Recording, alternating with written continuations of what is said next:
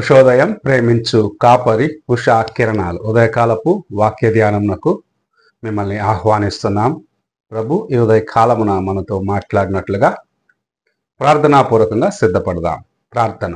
మమ్మల్ని మిక్కిలిగా ప్రేమిస్తున్న పరలోకపు తండ్రి, ఈ ఉదయకాల సమయానికై వందనములు స్తోత్రములు చెల్లించుకుంటున్నాం.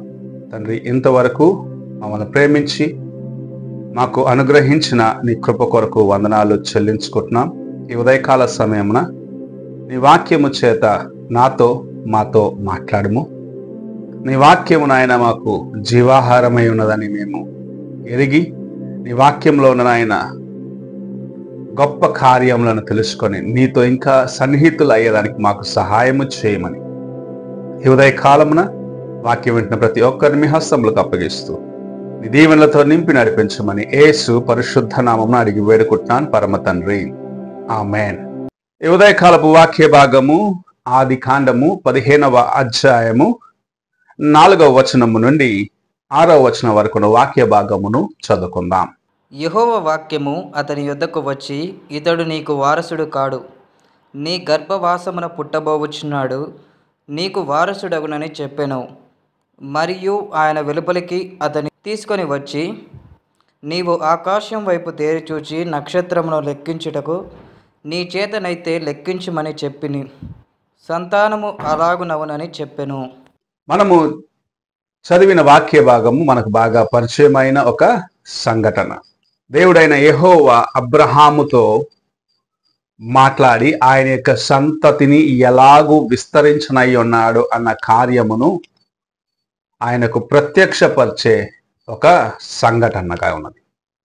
అబ్రహాము జీవితములో అనేకమైన ఆశీర్వాదాలు ఉన్నప్పటికీ ఆయన జీవితంలో ఒక కొరత ఉన్నది. అది ఏమిటంటే తనకు ఒక సంతతి, తన సంతానము లేదు అని ఆయన యొక్క హృదయములో ఒక ప్రశ్న ఉన్నది. నన్ను దేవుడు ఇంతగా దీవించినాడు, నన్ను ఇంతగా ఆశీర్వదించినాడు, అయితే నా యొక్క వంశము, నా తర్వాత నా సంతతిలో ఎవరు లేరే అన్న ఒక ప్రశ్న ఆయన జీవితములో ఉన్నది.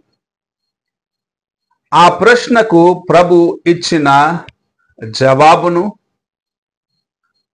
ఆయన విశ్వసించిన కార్యమును మనము ఈ అధ్యాయంలో చూడగలము. తన యొక్క హృదయంలో ఉన్న కలవరం ఏంటంటే, నా తర్వాత నా సేవకుడైన ఎలియాజరే ఈ ఆస్తంతటికి హక్కుదారు అయితే నాకు నా యొక్క వంశంను ముందుకు తీసుకెళ్లేవాడిగా ఉంటాడేమో అని ఒక ప్రశ్న ఉన్నది. అయితే ప్రభు ఆయనతో మాట్లాడిన కార్యం, నేను నిన్ను ఆకాశ నక్షత్రములను ఎలాగూ ఒకరు లెక్క పెట్టలేరో అలాగునే దేవుని యొక్క ఆశీర్వాదము ఆయా అబ్రహాము యొక్క సంతతి అలాగూ విస్తరించనై ఉన్నారు అన్న కార్యమును యెహోవా ఆయనకు ప్రత్యక్షపరిచినాడు. దేవుని మాటను విశ్వసించినాడు అని మనము 6వ వచనంలో చూస్తున్నాం. ఆ మాటను ఆయన నమ్మినాడు, ఆ మాట ఆయన విశ్వసించిన దాన్ని బట్టి అది ఆయనకు మంచిదిగా, ఆయనకు మేలుగా అది మారినది. ఈ దినము మనము చేస్తున్న కార్యము ఎలాగున్నది? దేవుని సన్నిధికి వెళ్తాం, దేవునితో మాట్లాడుచూ ఉన్నాం, దేవునికి సన్నిహితులుగా ఉన్నామని విశ్వసిస్తూ ఉన్నాం. అయితే కొన్నిసార్లు ఆయన మనకు తెలియపరిచే కార్యములు, ఆయన మనలను నడిపించే విధానమును ప్రశ్నించే వారిగా ఉన్నామా? నీవు ఆయనను ప్రశ్నించిన ఎడల, నీ యొక్క హృదయములో ఆయన వాక్యమునకు విరోధముగా ఆలోచనలు వచ్చినట్లయితే నీవు దేవునిని సంపూర్ణంగా విశ్వసించటం లేదు, ఆయన చిత్తమును ఎరుగకనే నీవు జీవిస్తూ ఉన్నావు. అబ్రహాము చూసినట్లయితే ఆయనను పిలిచినప్పుడు, కల్దీయుల దేశమైన ఊర్లో నుండి బయలుదేరినప్పుడు ప్రభు మాటకు విధేయుడైనాడు. నేను చూపించే దేశమునకు వెళ్ళు, అక్కడ నేను ఆశీర్వదిస్తానంటే తన యొక్క కుటుంబమును, తన ఇంటి వారిని అందరినీ విడిచిపెట్టి తాను తన యొక్క భార్యను తీసుకొని బయలుదేరిన విధం మనము రిపీట్ చేస్తాను. తాను సారమ్మను తీసుకొని బయలుదేరిన విధానము మనము చూస్తూనే ఉన్నాం. ఎక్కడికి వెళ్ళాలో తెలియదు, ఎవరు ఎక్కడ ఉన్నారో అని తెలియదు. దేవుడు వెళ్ళమన్నాడు, నాతో మాట్లాడిన ఆయన వెళ్ళమన్నాడు, నేను వెళ్తున్నానని దేవుని యందు విశ్వాసముతో తాను బయలుదేరినాడు. అందుకే మనందరికీ విశ్వాసులకు పితరుడుగా ఆయన నేటి వరకు పిలువబడుచున్నాడు.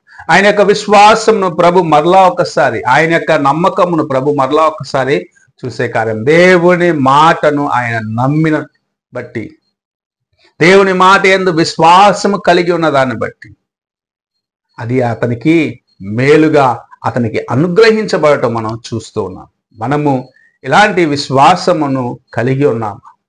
దేవుని మాట, దేవుని యొక్క వాక్యము సెలవిస్తున్న కార్య ప్రకారము నడుచుకుంటున్నామా, లేక తలంపులలో చెదరిన వారముగా దేవుని యొక్క కార్యములను ఎరిగినప్పటికీ, దేవుని చిత్తము ఎరిగినప్పటికీ అనేక సార్లు మనలో ఉన్న అనుమానాలకు స్థలమిచ్చి దేవుని యొక్క ఆశీర్వాదాలను పోగొట్టుకుంటున్నామని. అనుమానమునకు స్థలం ఇచ్చినట్లయితే, దేవుని విశ్వసించకుండా మన తలంపులకే ప్రాముఖ్యతనిచ్చినట్లయితే నిజముగా మనము పొందవలసిన దీవెనలను పోగొట్టుకుంటున్నామని దేవుని యొక్క వాక్యం మనకు హెచ్చరిస్తూ ఉన్నది. ఈ ఉదయకాల సమయమున దేవుని యొక్క వాక్యం వింటున్న ప్రియ సహోదరుడా, సహోదరి, నీకు ఎన్ని ప్రశ్నలు ఉన్నా దేవుని యొక్క మాటను నీవు విశ్వసించు, దేవుని యొక్క మాటను నీవు నమ్ము. నీ జీవితమునకు అది ఆశీర్వాదకరముగా మార్చబడుతుంది. కొన్నిసార్లు నిన్ను అపవాది అయిన వాడు కలవరపరుస్తూ ఉంటాడు. ఇలాగ ఉన్నదా, చేస్తే జరుగుద్దా అనే ప్రశ్న నీ హృదయంలో ఉంచుతూ ఉంటాడు. అయితే నీవు దేవుని యందు కలిగి ఉన్న విశ్వాసం, దేవుని యందు కలిగి ఉన్న నమ్మకమును విడువక నీవు ఆయన వైపు చూస్తూ ముందుకు వెళ్ళినట్లయితే నిజముగా ప్రభు నిన్ను దీవిస్తాడు. నీ పట్ల ఆయన యొక్క ఉద్దేశాలు సంపూర్ణము చేస్తాడు. నీకు ఆయన తలంచిన కార్యంలో, నీ పట్ల ఆయన కలిగి ఉన్న గొప్ప ఉద్దేశాలను సంపూర్ణము చేసి నేను అనేకుల ముందు ఉన్నతమైన స్థితికి హెచ్చిస్తాడు. అబ్రహాము జీవితంలో ఉన్న ప్రశ్నను ప్రభు ఆ దినము చూసినాడు, లేకుంటే ఆ దినము ఆయనకు సమాధానం ఇచ్చినాడు. ఆయన విశ్వసించిన దాన్ని బట్టి స్త్రీ గర్భము మూయబడినదిగా అనేక సమస్యలు ఉన్నప్పటికీ దేవుని యొక్క మాట ప్రకారము ఆయన ఆ గర్భమును తెరచి ఇస్సాకును వారికి ఆశీర్వాదముగా ఇవ్వటం చూడగలము. ఈ ఉదయకాల సమయమున నీవు ఎలాగో ఉన్నావు, దేవుని వాక్య పట్ల ఎలాగున్నది నీ హృదయం, ఆయన మాటను విశ్వసిస్తున్నావా, ఆయన మాట యందు నమ్మిక కలిగిన జీవితమును కలిగి ఉన్నావా అని ఒక్కసారి నీవు ప్రశ్నించుకో. ప్రార్థన చేసుకున్నా. మమ్మల్ని మికిలిగా ప్రేమిస్తున్న పరలోకపు తండ్రి, ఈ ప్రాతకాల సమయంలో మీరు మాకు అనుగ్రహించిన నీ వాక్యమును బట్టి వందనాలు, స్తోత్రములు చెల్లించుకుంటున్నాం.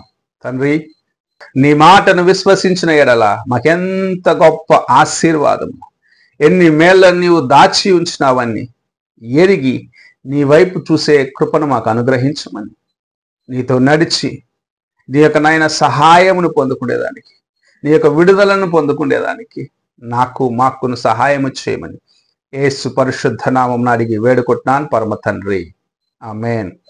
తండ్రి అయిన దేవుని ప్రేమ, కుమారుడైన క్రీస్తు కృప, ఆదరణకర్తైన పరిశుద్ధాత్మ యొక్క సహవాసము ఎప్పుడును ఎల్లప్పుడూ తోడై ఉండి సదాకాలము నడిపించునుగాక.